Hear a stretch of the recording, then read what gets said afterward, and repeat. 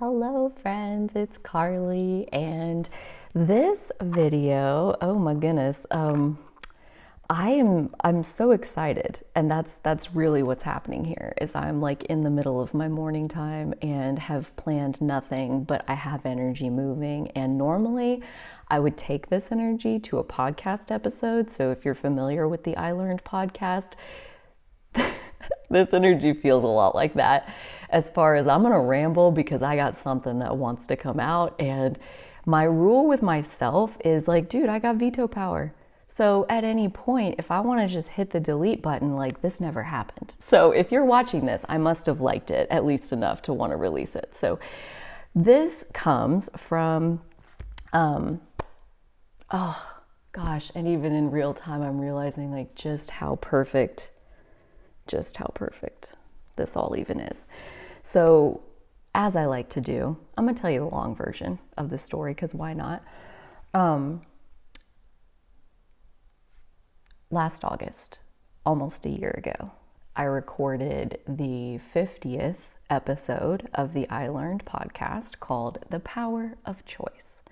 And this particular episode has a life of its own.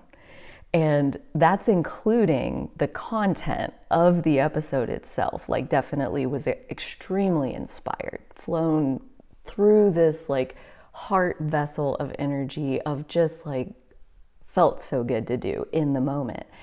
And then the episode itself, early this year, like early January, I converted a bunch of the I Learned podcast episode like audio files into a video file so I could put it on my YouTube channel.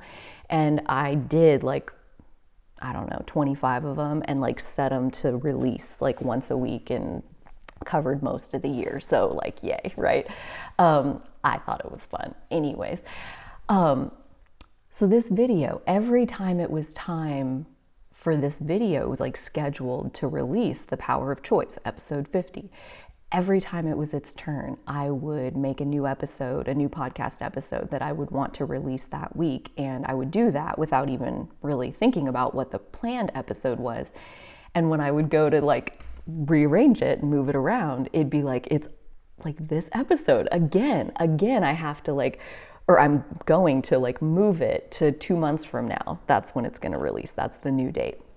And did that a couple of times to this episode. And so it finally came out 10 days ago, a week and a half ago. And it got this comment. And this comment is like so thoughtfully written. It's so good. I'm showing it to you guys on the screen because I'm not going to read it all to you. So feel free to pause and read it. I am going to sum it up before I get into unpacking it. But I just like have to say thank you to the person who left this, and really anybody who takes the time to write on my channel, like they say at the end, like, thank you for being the recipient of my journaling session. Anytime, send it over, send it my way. You'll notice that this comment, it was like a week and a half ago that they left it. So like, you know, sometimes I have to like self-soothe because I worry that it looks like I'm non-responsive to people because I don't respond very quickly or at all in some cases. And even this one, I mean, this question, this particular like series of how well they articulated this particular perspective is gonna stick with me. It's been germinating already for the past week and a half, and all I have so far is like the first little version of the plant, and that's what I want to share is like a little bit of a unpacking of this general sentiment, because I know that this person is not alone. I know that this is kind of a common perspective as far as it's very natural, especially maybe the more empathy you possess.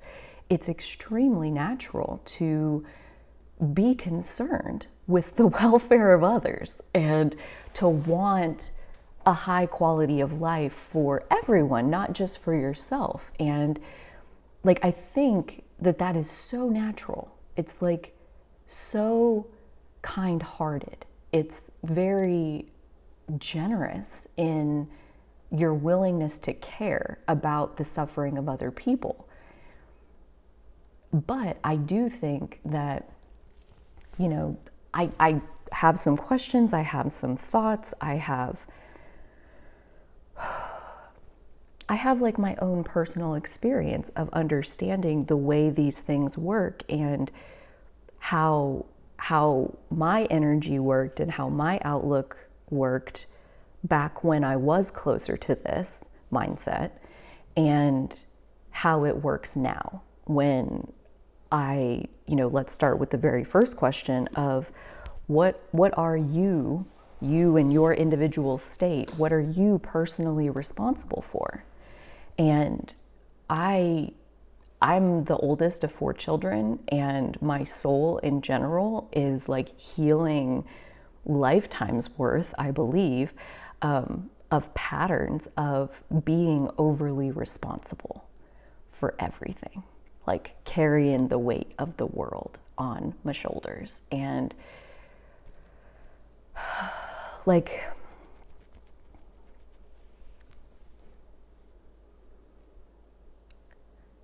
I don't want to assume that everyone is at the same place in their soul's evolution that I'm at. And that's why, like, I do try to offer this as far as here's how I see it. Here's how my experience works. Because when I start with this question of what are you personally responsible for, you know, we can all start at the center. We are all 100% responsible for ourselves. So there's like a self-responsibility piece that is ingrained within you possessing a physical body. Like, you have it, you're responsible for it. So that's just kind of like our base. And then beyond that, like beyond taking responsibility for yourself, I'm also not a mother. Like, I've never actually physically given birth to a child. So I'm assuming that there is a very like biological sense of responsibility, right? Like, I have to assume because I don't know, but I think they've studied it. There's a general link of like, you are responsible for the survival of your children. And I use that word survival on purpose because, again, same as the initial foundation, I would say beyond their survival, what is it that you are personally responsible for? Because there's a lot of different ways to parent. And that honestly, that's kind of coming back to the same like base foundation, which is the easiest one to use because it applies to everybody, of like, what are you personally responsible for? Like, I see this thing in the world that affects me. I see that people are suffering. I see that people are being taken advantage of. I see that, you know, whatever the situation is that like is deeply upsetting to me, it can be so easy to see it and take responsibility for it so fast that you don't even realize that you just extended your responsibility to include this thing, in which case it is extremely natural to worry about the well-being of that thing. It's like, if it's your responsibility, like if you have a child, if you open a business, if you do something where you're signing up to be responsible, like, it makes sense. That's the whole point of responsibility, is that you are the one that's going to take care of this. And that's how the brain works. It gets started on solving your problems and laying out your path and making a plan. Very natural. It's very natural.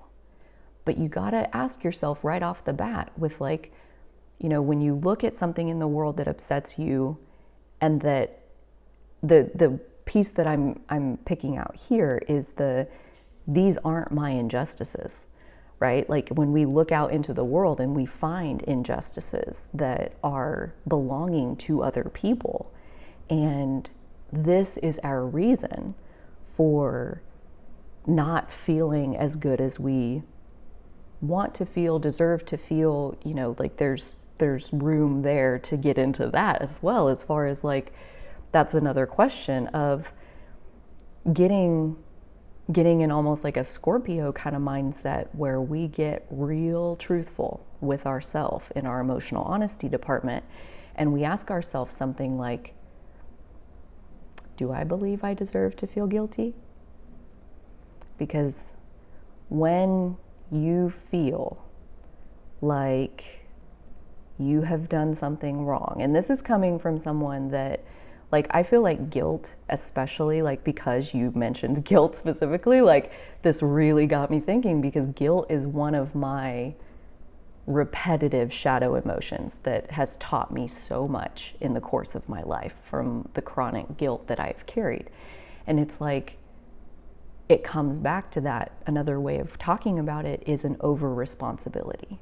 And some of us are here, I can't assume for anybody else, but like some of us are here to heal that over responsibility and to get clearer on, you know, really my responsibility extends to myself. And if I've signed up to be responsible for other things, it includes that as well.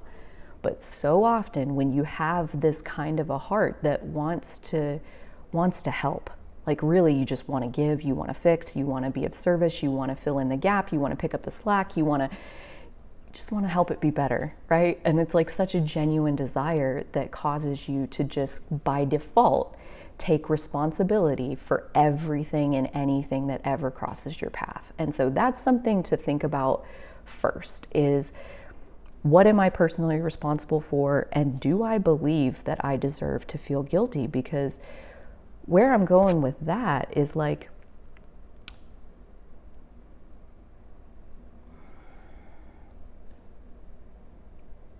so this person has articulated this perspective of like the injustices in the world, and they list out, you know, the ways that the list of injustices can get controversial real freaking quick. And oh boy, can it.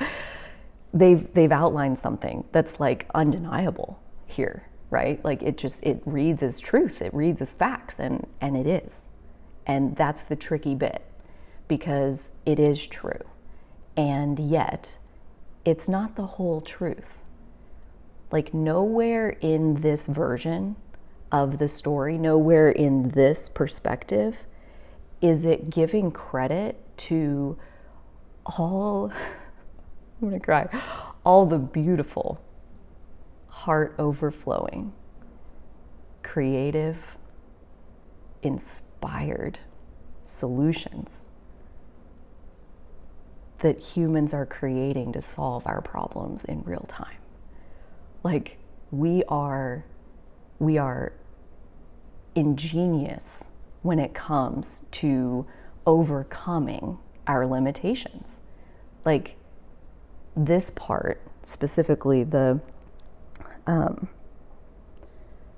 certain groups may not have the same privileges and freedoms as other groups.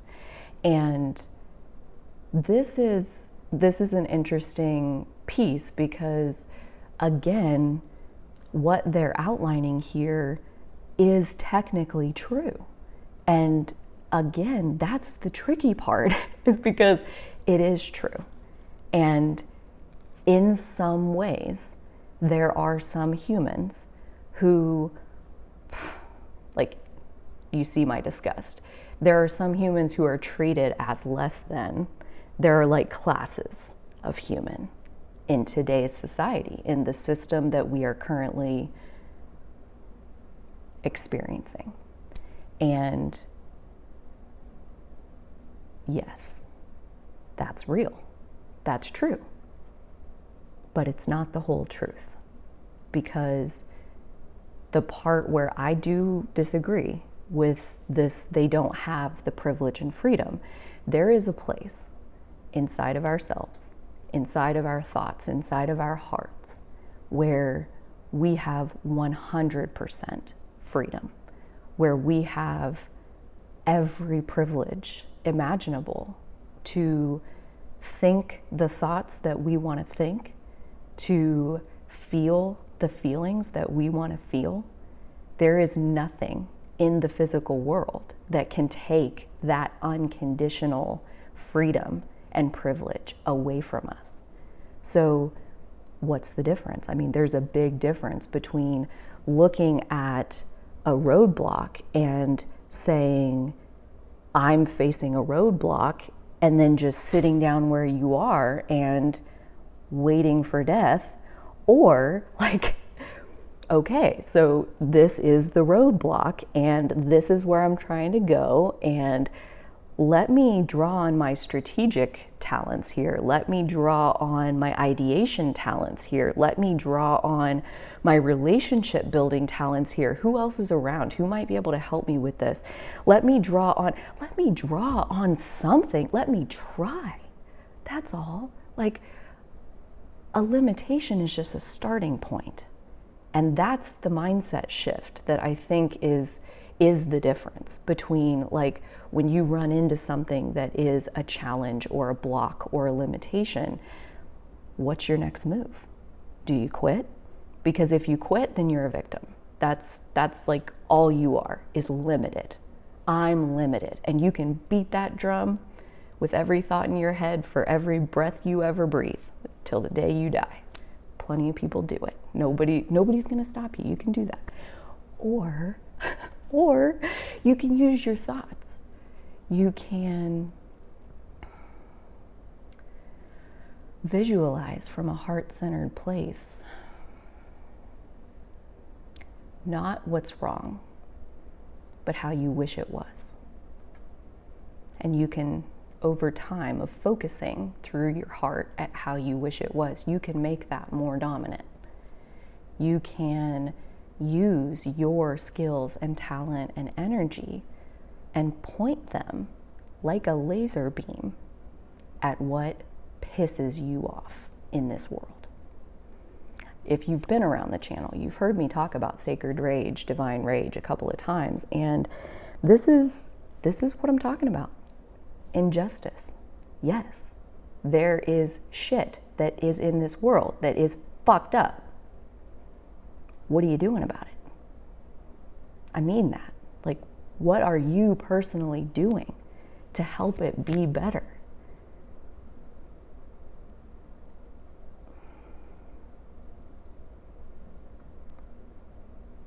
I shy away from saying things like this normally, but I don't here, because this is the difference. There are two radio stations playing at all times. One of them says, I'm limited, game over, this sucks.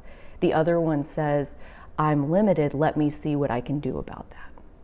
Maybe in me overcoming this limitation for myself, I've broken a barrier for everyone who will ever walk behind me. Maybe me getting so pissed off at the injustices of the world is because they belong to me to solve, but not through wallowing in the misery and suffering of the people who are being taken advantage of, but by demonstrating a different way, by charging my battery to 100% so I have access to every ounce of my skills, my talent, my energy, and I'll pour it into the buckets that matter the most to me, and I will impact change. That is the goal of getting to the 100% battery charge. Is great, now use it. Point it outwardly at how are you helping it to be better?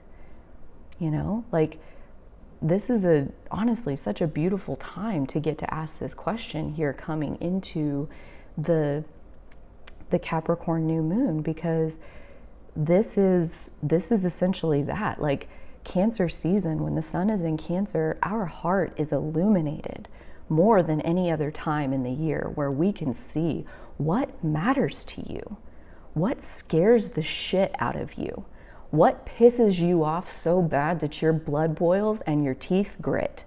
Those things aren't an accident. They're not. There's a piece inside of that is yours to work on and solve. And the anger and the fear, it keeps you coming back to it. It's engaging. So don't get lost in the anger and the fear and the suffering just because it does attract your attention. Of course it does. There's an example that I want to offer that's like, you know, my personal example of, okay, so what are you doing about it to make it better? And I recently went to, which I haven't told this story, so again, I'm gonna tell you the long version, because why the hell not? We're just here having fun. That being said, I am gonna make a cup of coffee, and then I'm gonna tell you the long version. Okay, so now I had my coffee, and I'm ready to talk about the grocery summit that I went to here 2 weeks ago now, just right after my birthday, and it was incredible. It was absolutely incredible, but it had a piece of this that is so perfect in the way that all of this is going to tie together. While I was at the grocery summit, I witnessed lots of different people sharing their stories and their experiences and their research and their unique focus and the way they're coming at rural grocery or rural development in general, whatever the case is.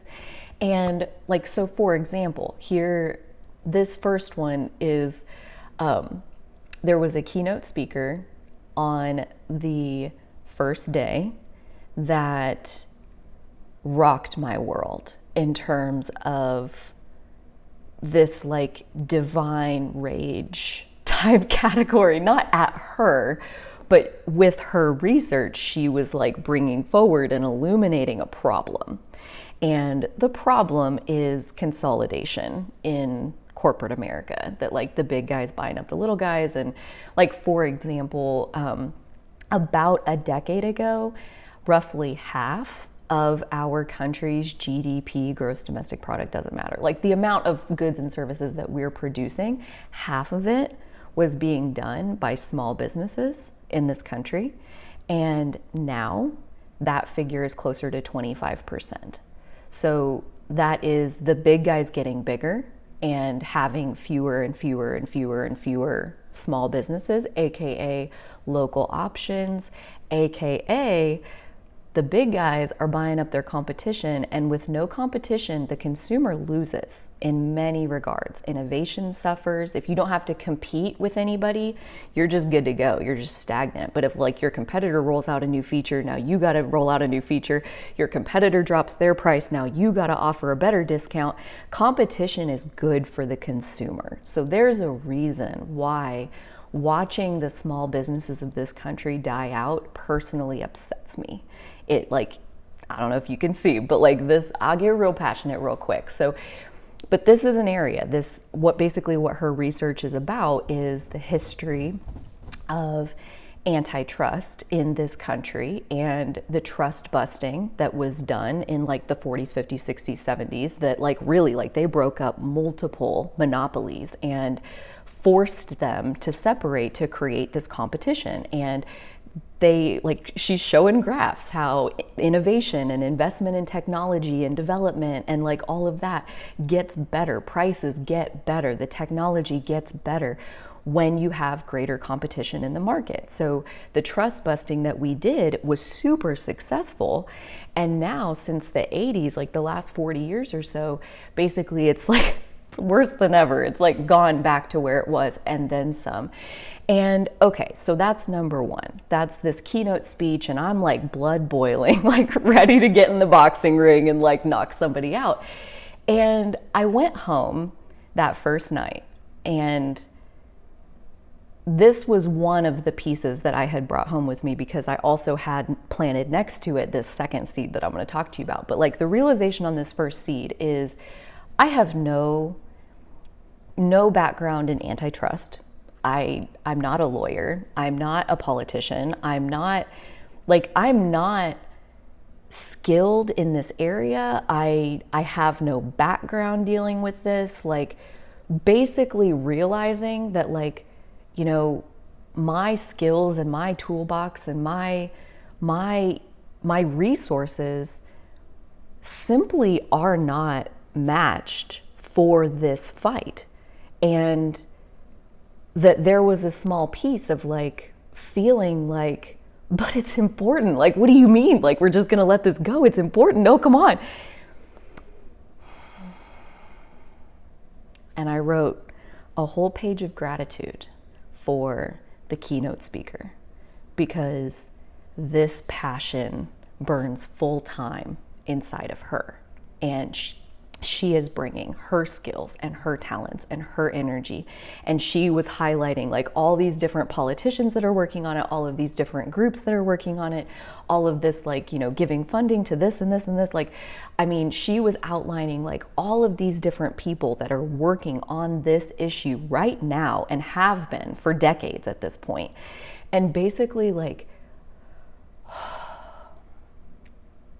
okay, so going back to the recovering over responsible one, like these people are passionate and they're working on it. And as much as it does trigger me and it upsets me and it gets my blood boiling, like my skills simply aren't guiding me to like specifically contribute to nurturing this particular seed. And there was very much like a very intentional on my part process of giving thanks for this keynote speaker who is nurturing this seed on a daily basis. Thank you so much. This seed greatly needs to be nurtured, and please may she find other people with the skills who are equally as passionate, if not more passionate to herself, that she can activate. And I'm like doing this, like sending my heart to her to further empower her work and to take it off of myself, because that's not where my skills are going to let me make a personal impact. And it was extremely helpful that like on the first day of the summit, that was the lunch keynote. Right after the lunch keynote, we go into the first set of breakouts, and then we have a small break, and then there's a second set of breakouts. And it was in that last breakout for the day, right after that was like a social type reception thing. And so like the last set of breakouts and the reception, I spent that whole time, so like 2 hours, having this second seed planted. And so that was the other piece, is that, you know, at the keynote, this is also just kind of to illuminate, like to think about what is personally calling you in versus what are you like having cross your path in a really abstract way that's really like FYI, but like we're not expecting you to actually take action on this. Like that's what the universe is saying. So like at the keynote, I'm sitting in the audience with 300 people listening to this particular speech, right? So like there's 300 people receiving the exact same message. I mean, we all received it differently, I'm sure, but the same audience. In that last breakout, I'm like, there's 3 different speakers. They each talk for about 15 minutes, and I'm one of maybe 15 people sitting in that room. It was the emptiest breakout I had been at the entire summit, the first or second day. I had never seen the room be so empty. So that was one, is that there aren't very many people receiving this message. Okay. Whoa. Why isn't anybody here? This seems really important. And I listened to the first speaker, and then the second speaker, and then the third speaker tell basically the same story. And the session was about grocery transition planning and how, if you zoom out onto like grocery, let's just even say Kansas grocery, because I have those numbers. So there are roughly like 600 to 700 independent grocery stores in Kansas right now. And within the next 5 to 10 years, roughly 40% of those owners, so 250 to 300 stores, let's say, maybe a little bit more, of them intend to retire, as in they will not be running their business any longer. And okay, that's almost half of the independently owned grocery stores in Kansas. And that's not even to get into how many of those grocery stores are single-handedly preventing a food desert, meaning if that store closed, there would now be a food desert. They define it differently depending on where you look, but roughly if you have to drive more than 30 miles to go get groceries, you're in a food desert. And so like lots of those small independently owned stores in Kansas are preventing food deserts. And that's true for a lot of independent grocery stores across the country, not just Kansas, but these are our Kansas numbers.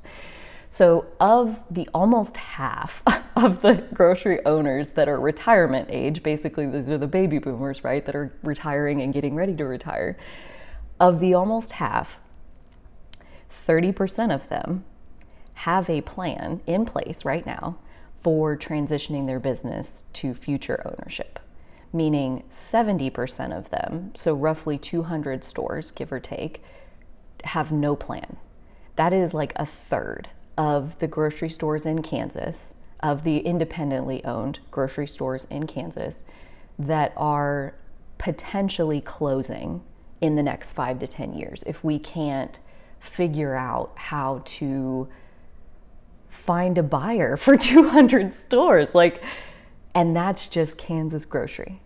Because I was listening to these numbers I found this guy on YouTube who's talking about this same issue, where if you extrapolate these numbers to the US, the baby boomers are retiring, right? And the baby boomers, the generation is bigger around the world, not in all countries, but in a lot of the developed world. There was a boom after World War II, and that wasn't a specific thing to the US. So again, these numbers are only in the US. But that there are roughly 2.5 million businesses that belong to these baby boomers that they are wanting to retire in the next 5, 10, 15, 20 years at least. And that these businesses are gonna need to be sold, bought, taken over by new people. And that most of these businesses, they don't have a plan for making this happen.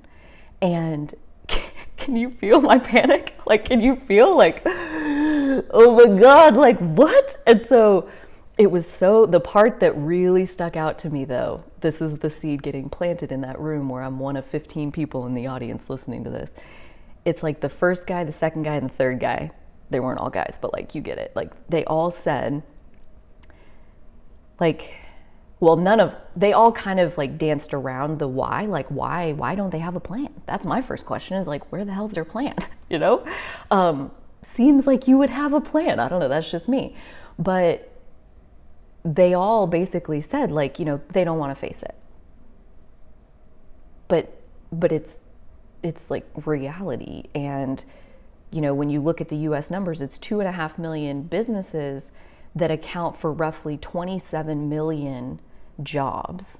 Plus, what are those businesses? What are those services? In these small towns where this is the only grocery store for 30, 60 miles, 100 miles,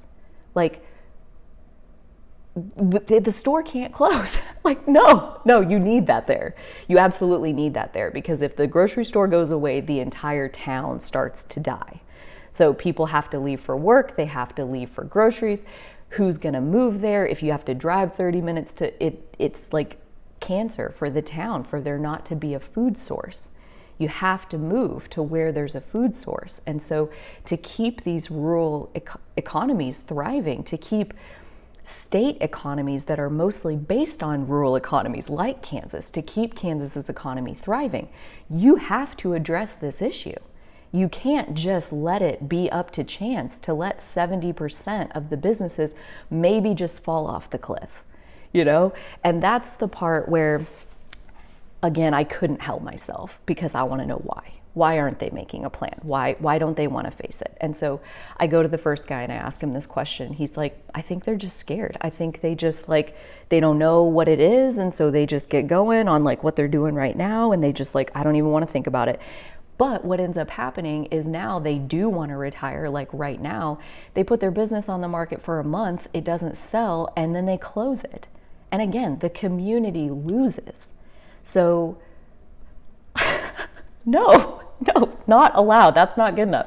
Okay, but that's all he knew. He's like, oh, I don't know why, because they do this. And I'm like, that doesn't help us. That doesn't get them to the table. All of them in their speeches were telling the same thing. When you host transition planning assistance sessions, you invite them to come and get help on how to do this, nobody comes. They don't want help. They're not asking for help. They're not trying to engage in this process. That's what they all said. And I'm like, why? Because they don't want to. And then this one is because they're scared of it. And then this one was because they don't know what it means. And I'm like, again, these are not good enough answers in my opinion. And so I go to the social then, and I'm like talking to more people. And then the next morning I'm talking to this guy, and he's like, he just retired at the beginning of this year. And I'm like picking his brain about, like, psychologically speaking, why is it difficult to retire? Why is it something that's so scary that you can't look at it and you're willing to risk your community's suffering because you don't want to face your fear? Like, why is it like that? And so he and I got into a really awesome, very interesting conversation about identity, and how when you've been doing something for a decade or four and then you retire, like, your identity is like a conjoined twin with your work, with what you do. And so to take off what you do and be left as like a half being, I mean, it's like surgery to get it apart enough to even think about your life without it. And that's what they're not doing. They're not thinking about the after of, like, yeah, like, what if you can't sell the store and then your town doesn't have one anymore? You know, the bigger picture. And they are stuck in like this little bit of like the right now moment. And so this seed got planted alongside the antitrust one.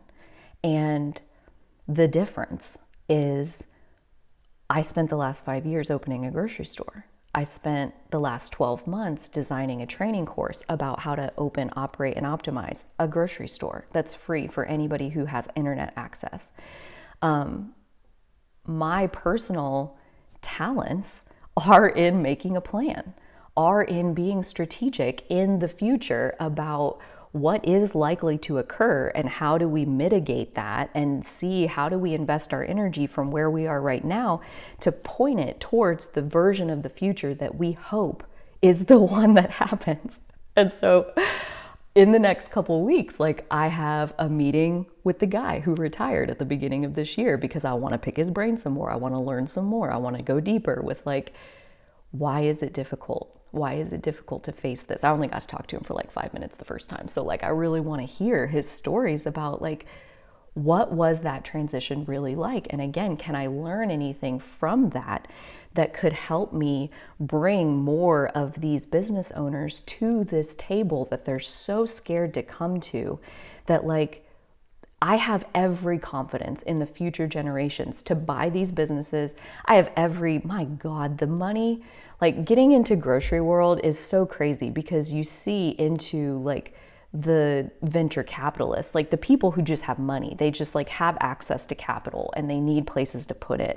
And like, it's just wild. Like, the number of grants and the number of, like, when you get into small business, when you get into rural America, like, they are throwing money at it like crazy. But that doesn't help if the guy won't come and sell his business. Like, if you're not even trying to sell it, how can I get somebody to buy it? How can I train them on how to take it over from you if you won't even let it go? And so this is a gap. This is like we have a problem and we need to get, you know, so this is, yeah, basically we need to get this gap. We have hundreds, millions of businesses sitting over here where the owner wants to retire within the next decade. And we have all of these people who are searching for a purpose, who want more freedom, more everything in their lives. And like, there are people who could totally take over these businesses, and yet they can't connect if like these guys won't come to the center of the table. So this is where we are. This is like the current situation of the risk of these businesses closing. Like, if you look at the last 10 years, like the quotes I mentioned, like GDP used to be half small business and now it's 25%. So that's, yes, the big guys getting bigger, but it's also the oldest baby boomers retiring with no plan and letting those businesses shut down instead of selling them. Instead of the community getting to keep that service, the business just closes. And that is a tragedy. It's a tragedy that I may not be qualified to solve, but by God, I feel like I am. I don't know if I am. I don't know if I can even put a dent in this situation, but it feels possible. It feels like this seed got planted personally within me, right? Like, I sat in the audience of only 15 people.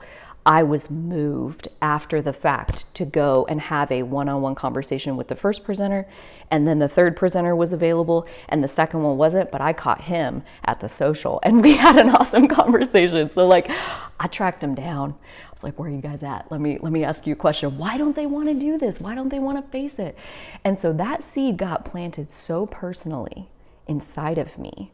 And especially coming off of this last year of building that training course of like, dude, like it's not rocket science to like open a grocery store, run a grocery store, open a business, run a business in general. It's not rocket science. There are steps included. It's manifesting something in the physical. It's full of incremental steps, hundreds of them maybe. But it's not complicated. It's just a lot. So like if you're gonna do something anyway, if you're gonna go to work anyway, if you want to make an impact anyway, you're gonna use your energy for something. So, you know, yeah, great. Here, learn how to run a grocery store, buy one of those. Look for a grant that'll buy it for you, and then you just gotta like pay the grant back a little bit. Like that's what I'm saying. There's so much money to fund this transition if we can get these guys to come to the table and sell their businesses.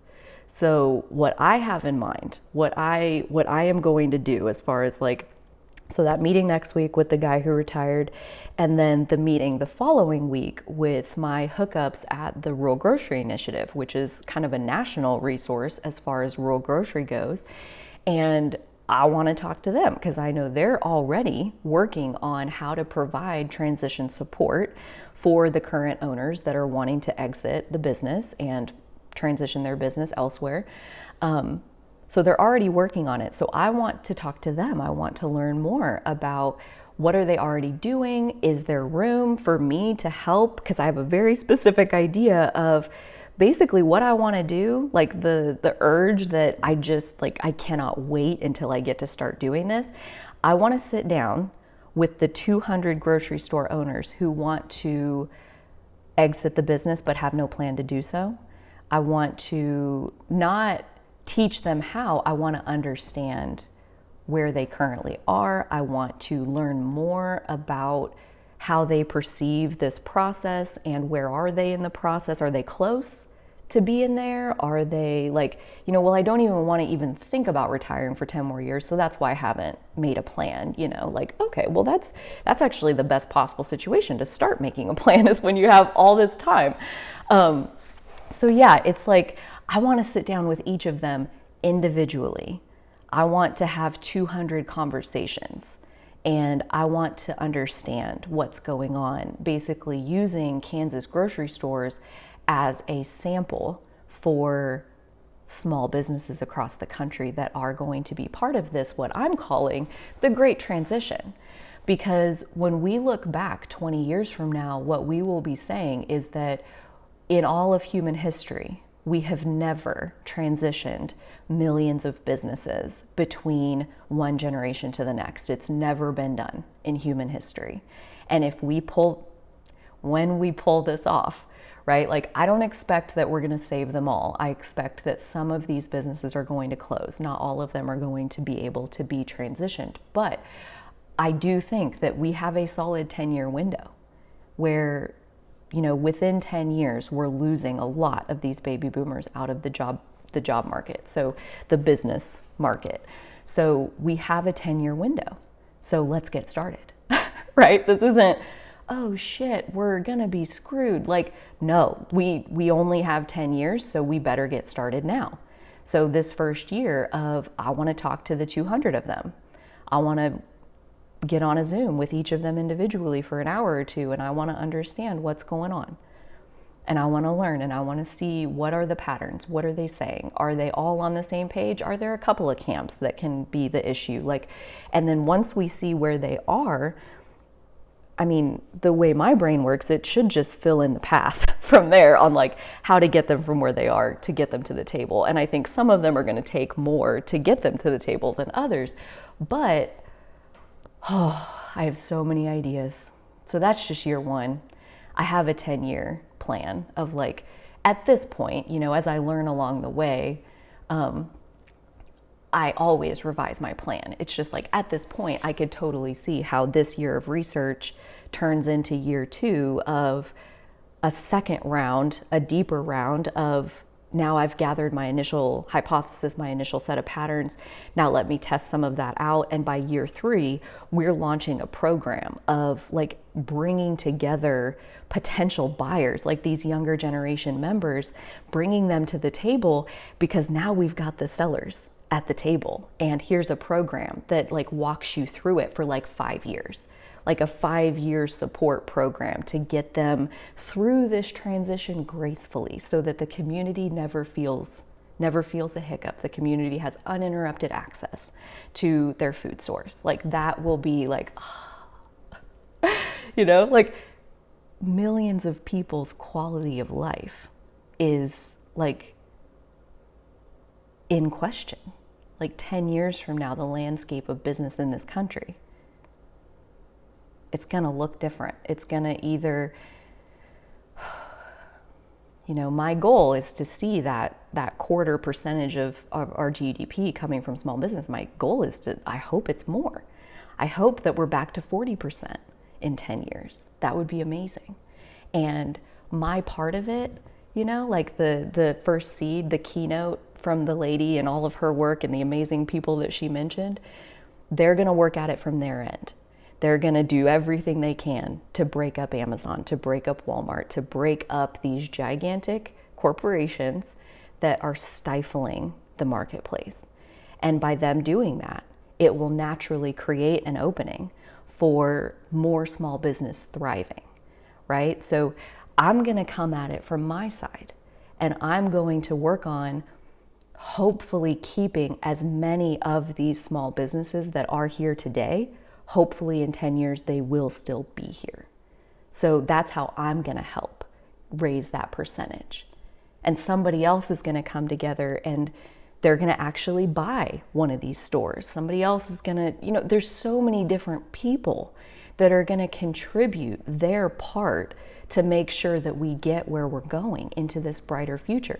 But I'll tell you who's not helping are the people sitting there saying how bad it sucks.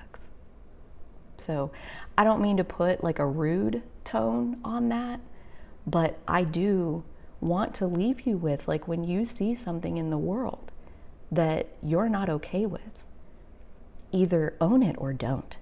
Either like take responsibility for doing something about it, or put it back down and give thanks for the people who are. Like to just roll around in the world sucks doesn't do anything helpful for anybody.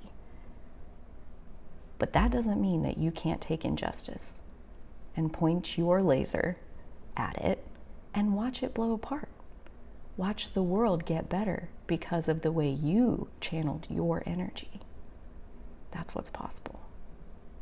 And I hope you'll try. Until next time, dear friends, you take such good care of yourselves. And so will I.